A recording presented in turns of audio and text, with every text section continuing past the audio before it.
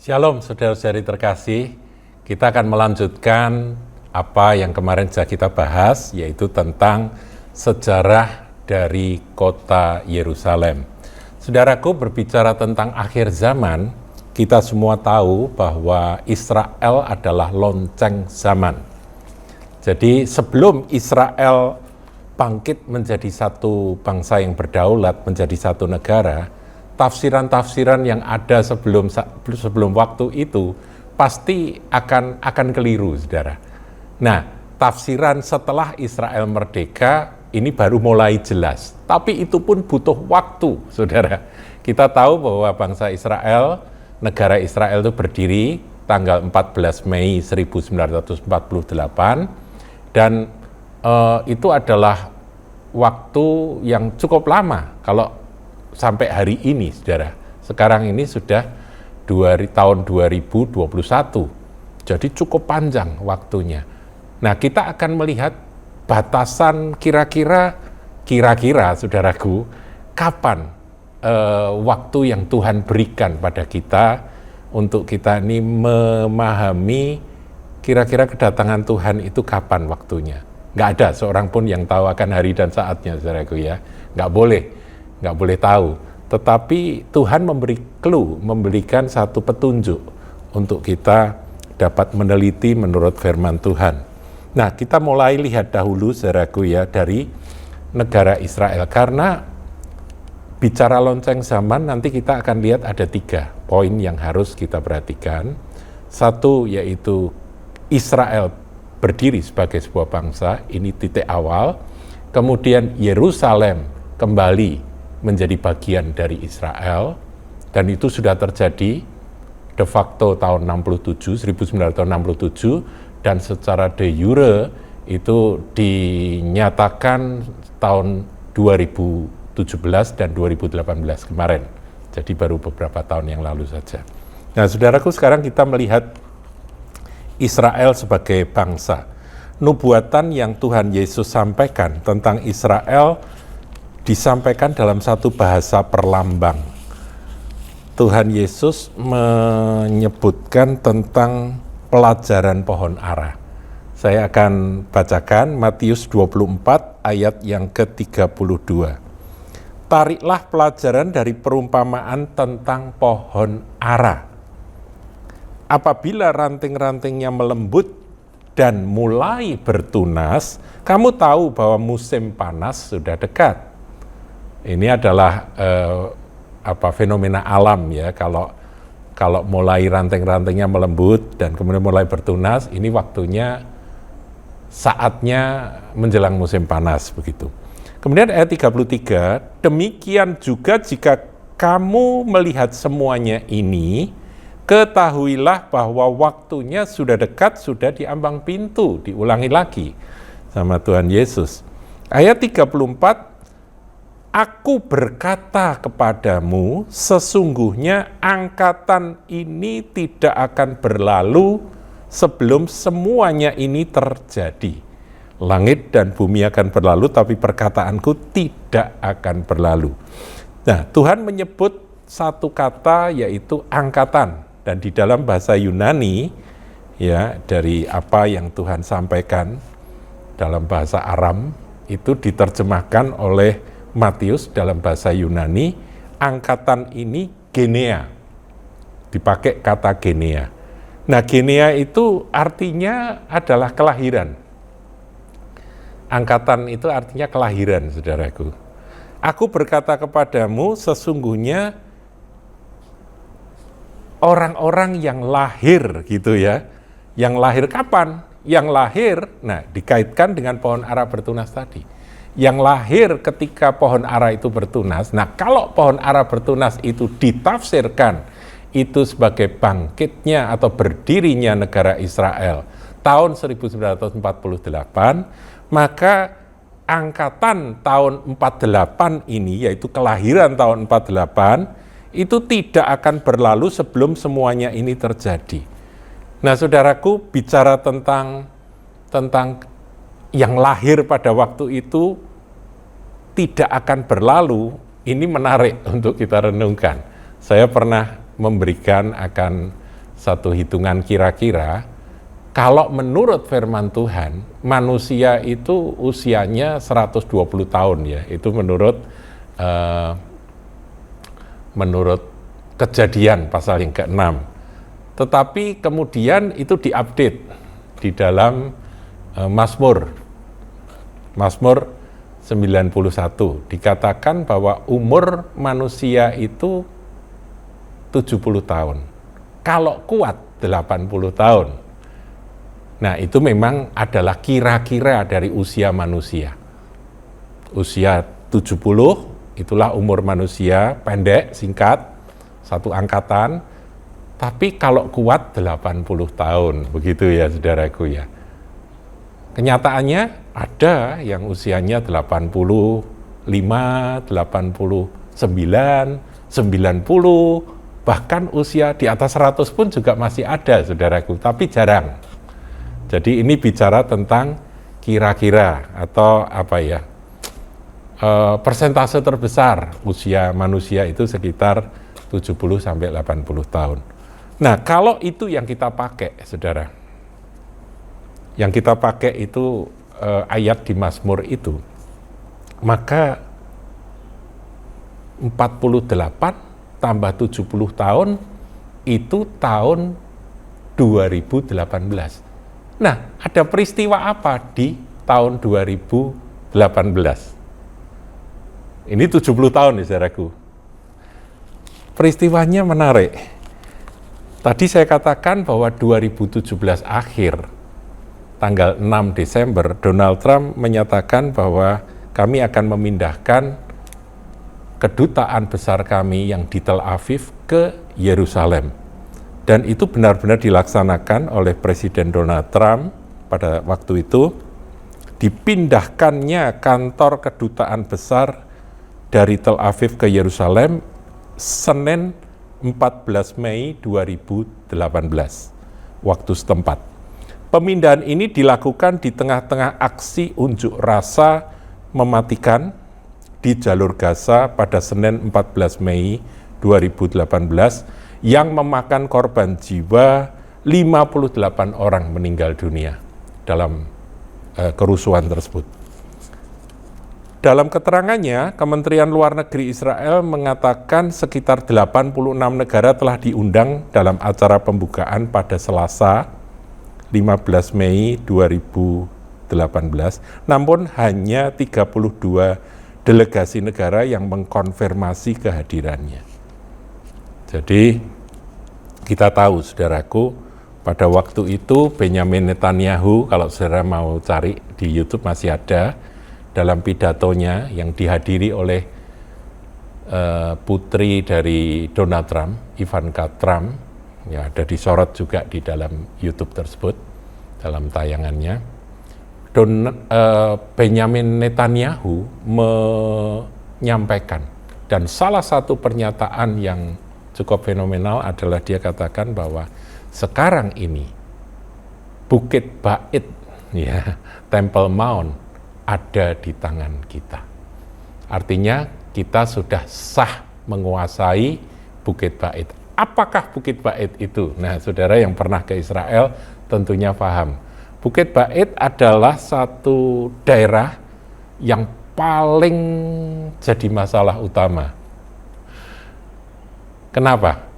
Karena itu tempat yang diyakini oleh orang Israel, orang Yahudi, tempat di mana Bait Allah yang didirikan oleh Salomo itu berdiri.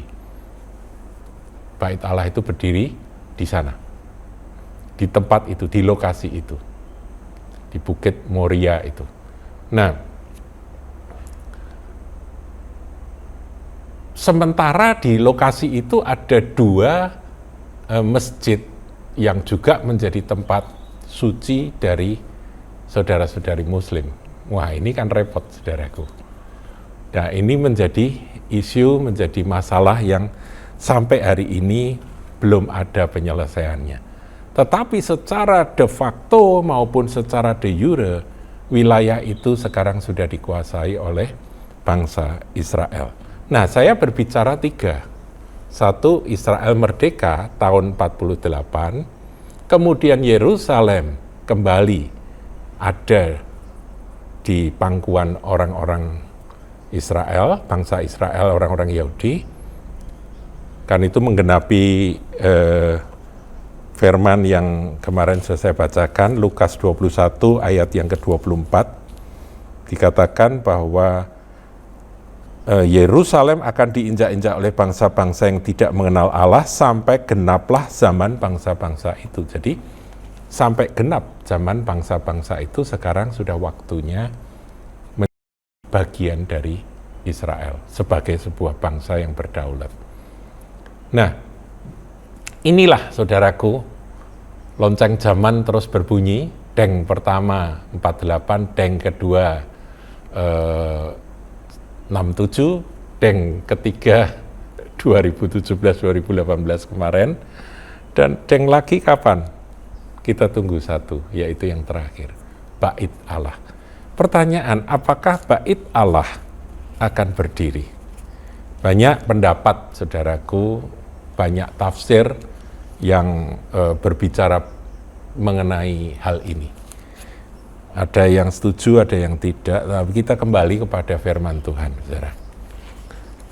Ada seorang hamba Tuhan menyatakan bahwa harus ada Bait Allah. Karena apa? Karena dikatakan di dalam Wahyu 11, dalam perikop 2 saksi Allah, di sana disebut ada Bait Allah yang harus diukur. Nah, ini ditafsirkan secara harafiah, secara letterlek, bahwa Bait Allah akan ada, bait suci itu akan ada. Saya bacakan, saudara. Kemudian diberikannya kepadaku sebatang buluh seperti tongkat pengukur rupanya, dengan kata-kata yang berikut, bangunlah dan ukurlah bait suci Allah dan mezbah dan mereka yang beribadah di dalamnya. Ya, jadi ada Bait Allah yang harus diukur begitu. Dan ini ditafsirkan bahwa sebelum Tuhan datang, Bait Allah harus sudah ada. Nah, bagaimana tafsiran kita? Kalau saya kurang setuju dengan Wahyu 11 ayat 1 tadi, saudaraku. Kenapa? Karena ini lebih berbicara tentang hal-hal yang bersifat rohani. Tetapi kalau ada orang yang menafsirkan ini harafiah, ya itu oke-oke saja. Dan bisa jadi juga benar, saudaraku ya, karena kita sama-sama belum tahu.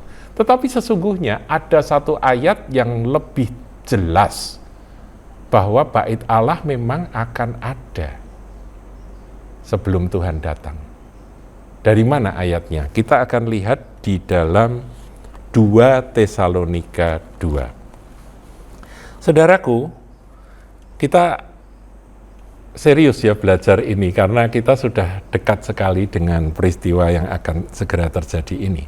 Sekarang ini kita ada sampar yang begitu, penyakit sampar atau pandemi yang begitu luar biasa, yang direspon sampai seluruh dunia. Ini baru sekali ya dalam sejarah umat manusia.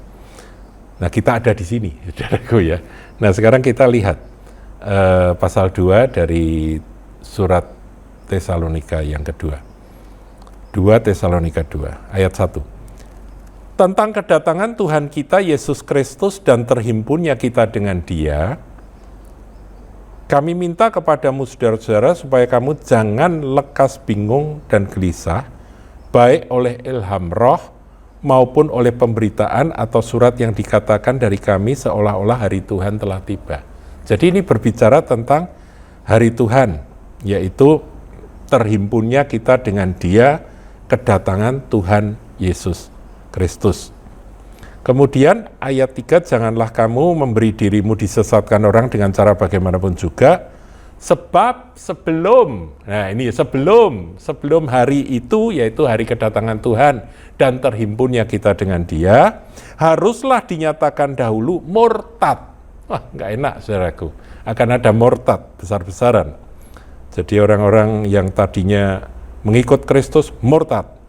Dan haruslah dinyatakan dahulu manusia durhaka, inilah antikristus yang harus binasa. Jadi antikris harus muncul dulu sebelum kedatangan Tuhan. Kemudian ayat 4, penjelasan tentang antikris, yaitu lawan yang meninggikan diri di atas segala yang disebut atau yang disembah sebagai Allah. Jadi dia meninggikan dirinya, jadi ya apa saja yang disembah sebagai Allah, Allahnya orang Yahudi, Allahnya orang agama apapun, Tuhannya orang agama apapun, dia mau meninggikan diri di atas itu. Bahkan, nah saudaraku, bahkan ia duduk di bait Allah dan mau menyatakan diri sebagai Allah. Pada waktu Rasul Paulus menuliskan ayat ini, bait Allah masih ada, saudara. Sampai tahun 70 bait Allah hancur dan tidak ada lagi. Tapi ayat firman ini adalah ilham roh. Nah kok nanti antikristus itu akan berduduk di bait Allah dan menyatakan diri sebagai Allah. Dia meninggikan diri, mengatasi semua yang disembah sebagai Allah. Nah, saudaraku, dari ayat ini kita simpulkan bahwa sebelum kedatangan Tuhan, antikris akan ada. Tetapi antikris itu nanti akan mendeklarasikan dirinya di bait Allah. Dengan demikian, poin yang ketiga, lonceng yang ketiga ini, menurut saya harus terjadi. Nah sekarang ini orang Yahudi Ortodoks itu semua siap-siap mau membangun bait Allah, mau begini, mau begitu. Kita nggak tahu bagaimana caranya. Dan ada yang mengatakan kalau mereka membangunnya tidak butuh waktu lama, nggak pakai lama, saudaraku. Karena semuanya sudah siap. Peralatan-peralatan untuk mereka menyelenggarakan ibadah pun juga sudah lengkap, sudah dibuat semuanya. Menorah lah, itu ya apa, kaki dian dengan 7 lampu, kemudian apa, ukupan dan sebagainya, itu sudah dibuat semua. Mezbah bakaran dan sebagainya, korban bakaran itu ya, pembasuhan, itu semua sudah disiapkan. Bahkan mereka sudah menemukan anak-anak muda dari suku Lewi yang dilatih sejak muda untuk melaksanakan akan ritual dari ibadah di bait Allah tersebut. Seperti pada masa sebelum bait Allah dihancurkan. Nah, saudaraku, bait Allah harus berdiri. Ini adalah firman Tuhan. Jadi kalau sekarang ini Yerusalem sudah dikuasai de facto maupun de jure oleh bangsa Israel, ya kita tahu waktunya sudah semakin mendekat. Nah sekarang bicara tentang waktu, tadi kan 70 tahun itu 2018, ya kan? Kalau usia manusia itu 80 tahun, berarti 2020 berapa, saudara? 2028. Itu batasan menurut ayat tersebut, bahwa usia satu generasi usia manusia itu 70, kalau kuat 80. Ini sudah kalau kuat, saudara.